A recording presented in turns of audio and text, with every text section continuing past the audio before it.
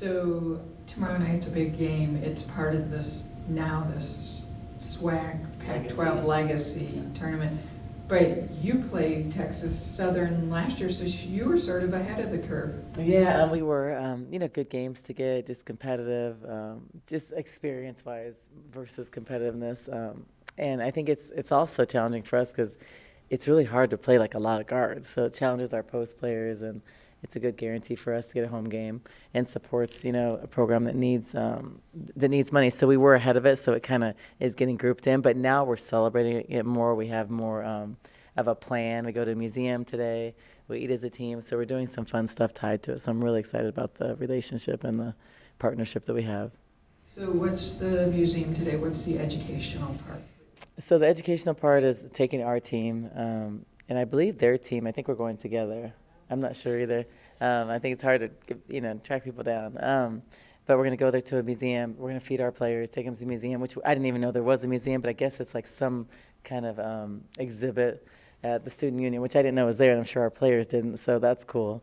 And then I think we're just going to do some different promotional stuff in the game and just education, which is cool. Just to know what the HBCU is about, what it's like, and then later on we'll take our players to, whatever school it is, maybe Texas Southern or Southern or somewhere, so they can see what it's like. Because most people have never even been on a campus. I haven't ever been on a campus. So I think it'll be really cool. What does a game like this mean to you? I think the partnership's important. I think the collaboration is important because we're intentionally supporting, black colleges. And I think that that's important because they don't have the resources we have here. Like those schools don't have the money, they don't have the budget, the players don't experience the same thing. So I think it's really cool just to create this partnership, and they can see what it's like, and then our players can see what it's like in HBCU college life world. And I think it's just important to promote, black historic colleges, and and you think about most of these schools in the Pac-12 that aren't, HBCUs, they have predominantly black players on the team. So I think for those players that have never looked at HBCU, have never seen like a drum line and all those things, I think to go there and just be educated on what it is, what the traditions are, I think is important. And what do you think the keys are for you for this game? Yeah, so the first thing is I want to see how we're going to bounce back. We got beat handedly. It was a very tough game. I think a very hard moment for us, and I think it got shell-shocked a little bit and ate some humble pie. But I think that was a good thing. It was destined to come pretty soon, just with kind of the way we were playing and the way we were just like letting down when we had leads. So I'm not mad about the loss. I'm mad about the way we lost. I'm not mad. I'm disappointed. But I think that we have to get better.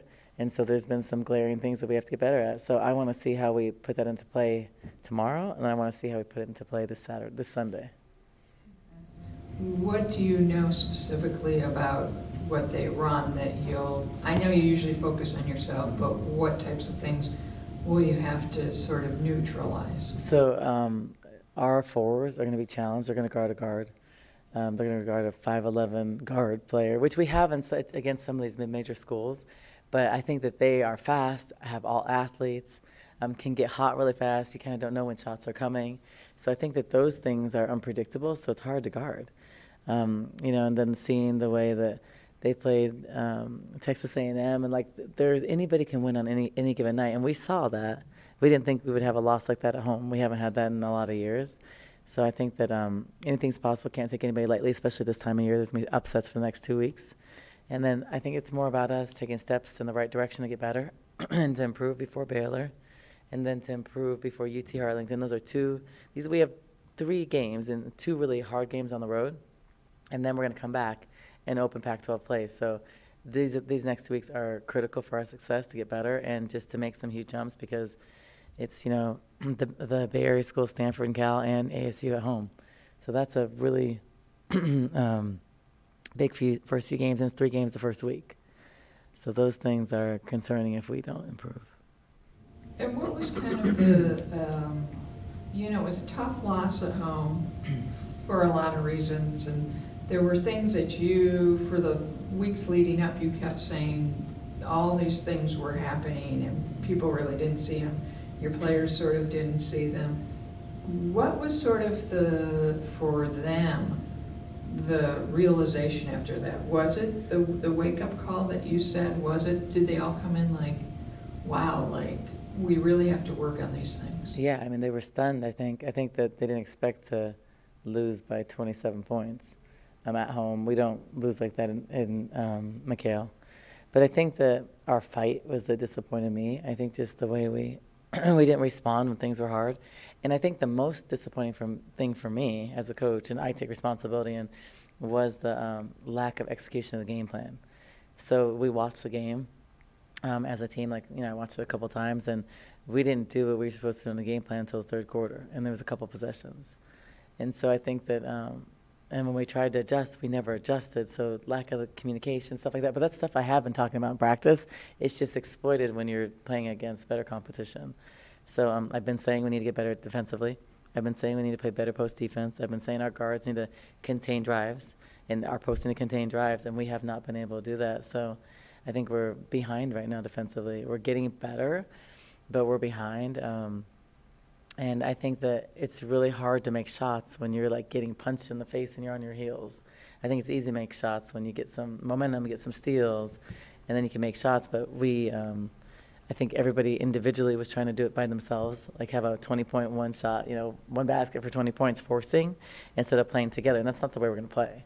So I think for me, I'm going to, change things up a little bit and go back to the drawing board and figure out what group is going to be there that's going to do what I ask and how I ask and when I ask, because if we're going to lose, it's going to be in the way that they're executing the game plan, not just stuff we're inventing that we don't practice every day and we're just doing what we want on the court. And that's my fault, because the lack of discipline in our game plan is Adia Barnes' fault. No one else's, so we're not going to have that.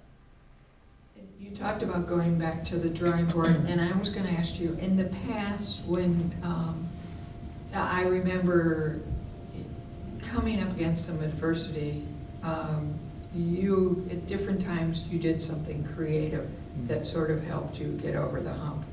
Have you are you doing something like that now, or is it more just, you keep talking about getting back to the basics, is it just more of that right now? Yeah, it's more of that, and it's going to be, we're going to play defense. I'm not going to say we're going to be the best defensive team in the country. That's not our personnel. But we're going to have a system. We're going to execute it, and we're going to do what the game plan says. And the game plan always has a couple counters, and we're going to execute those things, or else they're not going to play. And if we can't do that, then if we're going to lose, I'm going to lose a freshman then, because I'm going to get experience. So I think it's time for people to step up. It's time for Shayna to step up. It's time for Kate to step up. It's time for Jade, Lauren, Mary, Helena, Maddie, our returners to step up.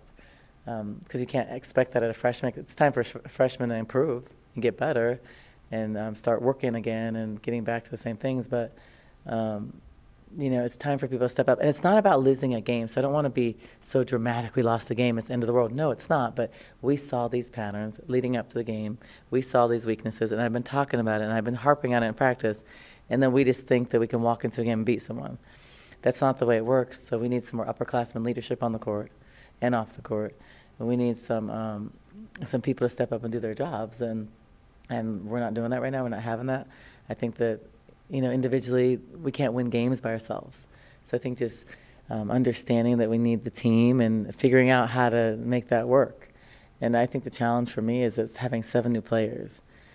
You don't realize that until you're in it, but like 4 freshmen, 3 new players that have never played this type of defense, never played our system, it's going to take time. And so for me, before I go put in 10 more things and do all these things, we are missing basic things like making free throws and shooting layups. So that means we have to do an hour of layups every day. It doesn't matter if I put in 10 more offenses if we can't make a layup, because at the end of it, you're going to need a layup or a free throw. So I think those are basic things that people need to humble themselves with. And if you're going to work on layups, then you got to work on layups, because you can't make them in the game. So if you're going to work on ball handling, you got to work on ball handling. Like, there's things that they have to get better at and understand that they need to get better at those things and not, be discouraged when they're in skill working on layups or free throws, because the fact is we're not making them in the games. So I think that's my responsibility, to make them do that and to, and just to extract the best out of them, and which, I haven't done, so we didn't do that last game. But I just think that we laid down and died. And I've never had a team do that, except for last year against North Carolina. And so, what did you work on this week in between? So the next day, or if you had a day off, I don't know. Yeah, If they had a day Yeah, off, I day don't off. know. But when they came back, what have you had them work on this week? Defense, guarding the ball, boxing out, rotating, doing what we do in our guard stuff and our post stuff, post defense, just basic defense. Because right now we're not playing good defense. So we've got that whole side, but what about the little positive things that, because there were positive For sure. moments in that game, little stretches that certain people had. What did you see in that? And then how do you build on that? Yeah, so the positive thing is, like, well, yesterday was positive. We're sharing the ball better, and I think we're understanding we need each other. We can't do it all by ourselves, so that was really positive this week. The players in a good place. They're ready to work. I think they're realizing the things we have to work on because we were just shown that we have to, and we're not good in those areas. I think that there were bright spots in the game of, like, we were playing pretty good in the first half, but when you look back and evaluate it, it wasn't great basketball. It was some good shots. So I think we're going to play good basketball. I think we have players that can score, players that can shoot, a lot of different players that can score. So, like, passing the ball, not holding the ball, playing with a better pace is going to help everybody. We play too slow, and we walk the ball up the court. We don't advance the ball in transition. That's not the way I'm going to play. I don't want to play where you dribble the air out of the ball.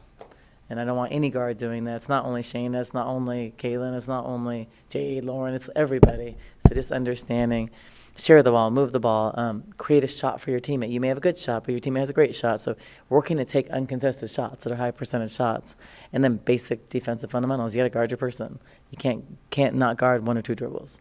And so I think the fundamentals of that, because that tells me in the game, if we're getting blown by, that tells me we got to go back to the basics of our positioning and our closing out and our push steps and all those things. So getting low and being ready, and the mentality. A lot of that's a mentality. Defense is not a tremendous amount of skill. It is a mentality. And so I just don't know why we don't have that mentality. I think that's disappointing. So I'm going to shake things up and search and find the people that have that want to win and play. And we are going to win, and we're going to be a good team, and it's going to come together. It's going to take time, though. But we don't have a lot of time. So we have a couple weeks, and then just keep on improving. But we have to learn some lessons fast. So I'm just hoping that tomorrow, and I'm pretty optimistic that tomorrow we're going to show an improvement in hunger, and then carry that over to the weekend. I'm going to see how we respond this weekend, to play Baylor and UT Arlington on the road, after this tough loss a few games ago, and just see how we respond, because that's going to tell me a lot about where we're at. So I'm excited. And when we go back to talk about positives, Maddie had some stretches on defense that were more like what you're looking for from her. Mm-hmm. And Maya did too. Maya had some really good, stretches in that time. What are you seeing from both of them, and how do you, again, build on that to make sure that that's not just every once in a while they do that, but they do it more consistently? No, I think consistency is the hard thing for any freshman. I think Maya's learning, getting better. I thought she gave us really good minutes. She had some deflections. Maya's a really smart player. So just getting her back, I think she's getting back in the shape. She's still working and getting into rhythm. She's, she wasn't in practice for a long time. The first month and a half of season, she wasn't in full practices. So now she's getting there, working. I think San Diego was a huge confidence booster for her. But I think just getting her to be more consistent, so she needs experience. So those games, that was some experience. This game tomorrow's experience. She's going to have to guard more of a guard. And then Baylor's an experience, UT Arlington. So you can't teach experience. Like, you can't simulate a game experience. So just giving her those repetitions. And same with Paris, Lamaya, and Kaylin. Just getting them in those tough situations where they have to score against good players, because the Pac-12 is going to be like that. And then continue to work with them around, outside of basketball, outside of practice, in their skill time, and continue to shoot, because that's also how you gain confidence. But Maddie, I think, has been working really hard. I think she was playing hard. I think she was one of the few that really fought in that game. She, like, I'm saying, other people played hard, but she, like, fought. She dove on the floor. She was doing a little bit more, I think, like more energy. If you saw it, she had like a spark, and I think that was good, but we needed more people to have that. And I think she's done that consistently, so I think she's definitely earned more minutes. And what are you seeing from Maddie? Because she's becoming more of an all-around player. She's not just a shooter anymore, because, and you've also. Because she actually asked- goes to take layups. Okay, so Maddie's one of those people, if you had her take layups, she's like, oh, I want to take layups. But now she knows she needs them. So I think that having her work on other things, because you can't just shoot because they're going to run you off the three-point line. So I think she has improved. And I think she'll be happy that we made her shoot layups, and she's going to continue to shoot more. But she didn't want to do that before. She'd be like, no, I don't want to go take layups. But you have to be able to. I think our job is if you can only shoot with your right hand, we have to improve your left hand. You may go back to your right hand in games, but you have to be able to go to your left sometimes. You have to be able to pivot off both feet. You have to have basic fundamentals to become a better player. So Maddie is improving for sure. Yeah, good. I got to go get ready for practice.